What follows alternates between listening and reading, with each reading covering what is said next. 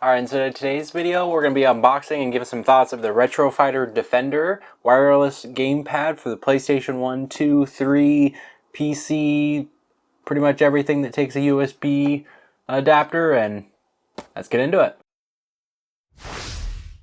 Alright, so we're not going to do too much of an unboxing on this guy, as I already did unbox one of them, as you can see, and there's not a lot to show in here, so I'll open it up real quick and show you guys what's inside the box. But this has all the features of a regular PS2 controller, at least, as I have tried to test out the face button pressure sensitivity, and it does work. It kind of feels different than the original controllers, as it's not as mushy, but it does actually work if you hold it down and give it a little bit more of a press. It does eventually feel like it's being used that way. It might be slightly different. It might not be completely analog. It might be some digital going on in this guy. I'm not 100% sure. I'm not going to take it apart, as I don't want to break it, and I don't really know too much about how that would work anyways, as I'm not that technical with it. So I just thought I would bring that up, as I did make a short saying that I'm not sure if it works. It seems to work. It just feels a little different than the original controllers, but as you can see, you get a cord on it. It's a USB-C to A cable, which is probably the best because most people have little wall adapters that will be USB-A, and the controller itself is USB-C. But if you do have some places where you have USB-C to C cables, it'll charge it as well. So this is the blue version. I unboxed the black one off camera and started using it, and so I can give some feedback on the same video of how I enjoy it versus the regular controllers.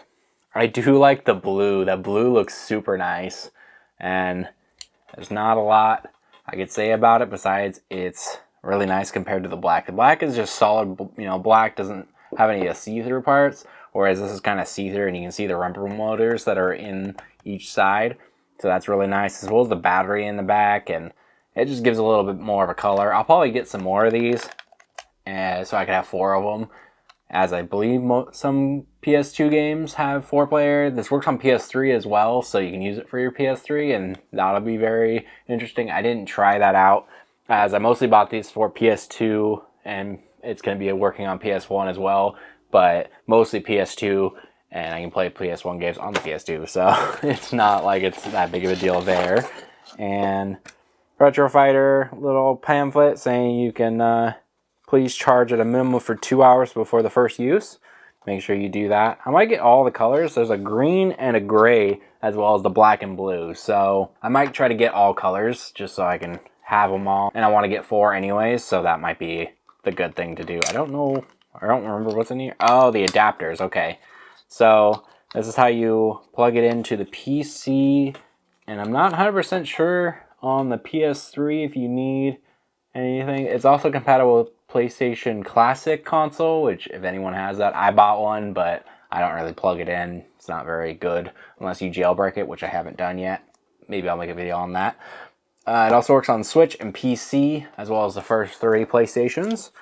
And I'm not sure if you need the adapter for the PS3. I don't know if you need the USB adapter. I'm not exactly sure. I wouldn't think so, as you should be able to just pair it like a normal Bluetooth controller, but don't quote me on that. Let me know down in the comments if you know that. I haven't tried it yet. On the PS2 or PS1, you just have this wonderful controller adapter, which is automatically pairs to it. So this is actually really easy to use. You just plug it in, and it finds the controller, and that's about it. I haven't tried it if you have multiple of them plugged in, you haven't synced them yet. Maybe that's an issue. But for the most part, it's pretty plug and play, and I assume that's how this works as well. I haven't used this even on the PC yet, so I don't think I'll use these controllers on the PC. It's mostly for the PlayStation, as well as the PS3. I will eventually plug in and start playing some games, and I'll probably use these controllers, as I don't really like the cheap feeling of some of the controllers I have for the PS3, and until I can get like maybe a more premium feeling one, as I think some of the DualShock 3 ones are a little bit better, and I think I have mostly the dual access, or whatever they're called, 6-axis controllers. That's what it's called. I don't really like the feeling of those. They feel a little bit cheaper, and I don't believe they have rumble, and that's one of the differences. Don't quote me on that. Let me know down in the comments, but there's a difference there. And so I do plan on using these quite a bit on all the first 3 PlayStations that I have. There's nothing I can really say bad about these controllers. I do like the button kind of layout of the PlayStation 1 and 2 D-pads a little bit more, but this isn't bad. Serviceable. I really like the triggers on this guy is not as mushy as some other ones. I don't think they're analog though. I think they're just digital. So that might be a problem on the PS3, as most of the racing games use a trigger, and I like analog triggers a lot more as I can control it. That's why I got the face buttons, making sure those work analog so that PS2 games don't feel that bad. So maybe these will be mostly PS2, but I haven't had really bad experience with them. So let me know in the comments if you guys had any experience with these controllers or any other Retro Fighter controllers, as I have a 64 controller as well that I have been using, and those are really good. So let me know in the comments what you guys are feeling about this. Do you guys have any other recommendations for PS2 controllers or any retro controllers? I would love to know if you have a specific company maybe you buy through, as Retro Fighter has been pretty good so far. I think the Retro Fighter Brawler is what it's called, so I think that's the same company for the 64. So let me know down in the comments any recommendations you have for the PS2 or Xbox generation of that, as well as the GameCube, which I actually did another video, which I'll link probably somewhere on the screen if I can, or down in the description, where I put an adapter in it so I can use any Bluetooth controller pretty much on it, and that's been really fun. So go check that video out. And before we get out of here, like this video if you liked it, dislike if you don't, hit the subscribe button and then turn bell notification on so you get notified when we upload new videos, as well as we go live on Twitch and on a stream schedule, which you also can check on our Twitch page.